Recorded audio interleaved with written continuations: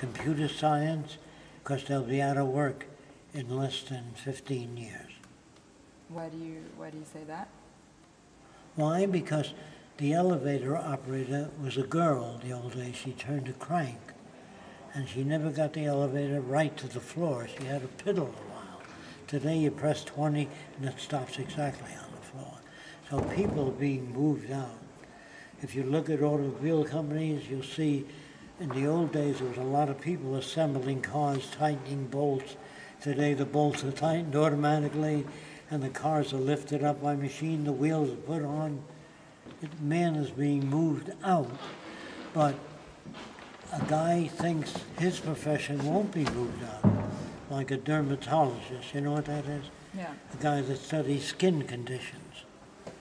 Well, even a dermatologist has to be told the pattern of psoriasis against measles. He has to learn those patterns.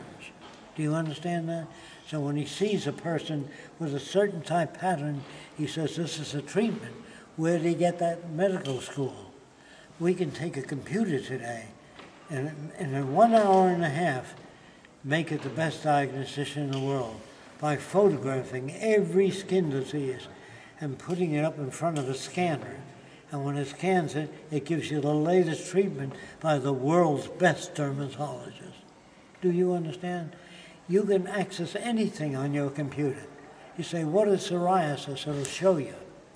But the computer right now is not making those decisions. It may take the next 2 or 3 years. I always say 15 years. But 2 or 3 years, computers will be doing that. Anything a man can learn, a machine can learn, except feelings.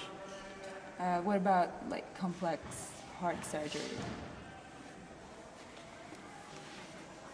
Do you think that could be done by machine? According to the best surgeon, man has 10 tremors per second.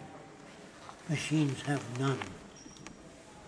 But those machines that do surgery, for example, are controlled by humans. A man doing surgery suddenly sees a red spot getting larger and larger. He says, hemostat, and he clamps that. If you teach a machine the red suddenly occurring during surgery needs a hemostat, and it can put it up. You have to teach a man the same thing. When an airplane stalls, it has to fall before it can correctly fly. So if it stalls at 200 feet, you're not safe. Bail out. You know what I mean? A man has to be told to make an airplane bank, you have to turn this unit and it banks. You turn it that way, it banks the other way. Coming in for a landing, you hit the nose wheel and you pull back on the stick. Every inch of the way. When you have a baby, do you have any children? No. You have to say glass, lens, camera to the kid. Daddy, mommy, over and over again. Then the kid said, Dada, no, daddy. Kids are never born speaking. So if you teach a kid how to speak, you can teach a machine. Today in the auto factories, they spray rubber under the automobile so the rain won't drive you crazy. You understand? But a man has to spray the rubber first, and the machine measures exactly where that spray gun is. And then he only has to do it once in his life, explain the machine. And the machine will spray thousands of cars coming underneath. They have thousands of sprayers, so it only takes 1 hour. Yeah. Do you understand? Now, let me tell you something else about, I mentioned at the session. 9 years ago, computers can handle 1,000 trillion bits of information per second. No group of humans can do that. So it says, how do you know there'll be machine government? I know what machines can do, and I know what man can do. He has no chance. Unless he studies robotics, he'll have a chance a little longer until machines make machines and service machines. Now, if you don't know what that means, if you go to any modern hospital today, there are machines that deliver stuff to different places in the hospital. And if you're in the hall, it'll stop. When its battery goes low, it looks for an outlet and plugs itself in. Are you aware of that? No. Okay. So what we hope to do is release a lot of movies on what the state of technology is today. Most people don't even know that. To give them some idea. They say, well, what if the machine breaks down? Somebody got to repair it. That's the old shit. Today, you can design automobile motors. When it breaks down, you turn two hands, pull the motor out like a dresser drawer, and shove in a courtesy motor. And they're out again. This way, mechanics make money, so they tend to delay all robotic systems. Do you understand why? Okay. They're out of work if they accept it. Yeah. So if you don't understand what I'm talking about, you can't predict the future. But I see airplanes. First, the airplane used to have a pilot that set them a mile high. Now they have radar and tells them how high he is. Then there's a rocket with a guidance head that guides itself into the back end of an airplane. Do you know that? Guided missiles? Yeah. They go into the back end and explode the plane.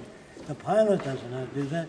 It's called a heat-seeking missile, and it seeks heat. So the pilot is making less and less decisions. Soon you'll have robot aircraft with robot bombs and robot weapons. You don't need a pilot. I would say 10 years from now, you'll have airliners with robotic systems. But it's not a system. It's 6 robotic systems on separate circuits. If one fails, the other takes over. People think, what if the machine fails? What if the pilot dies of a heart attack? Isn't that the same thing? The plane crashes. So you have to understand what if I do, you don't understand me, interrupt me. Okay, try the next I understand as you're explaining it. So, can you explain about some of the technologies that you've incorporated into your designs for cities? Well, I have suggested many things. New surgical instruments, new techniques in surgery, airplanes that can't go into a flat spin, airplanes that can't burn people because the minute the landing gear doesn't come down, the fuel is blown out. Whether they'll build it or not, that I don't know.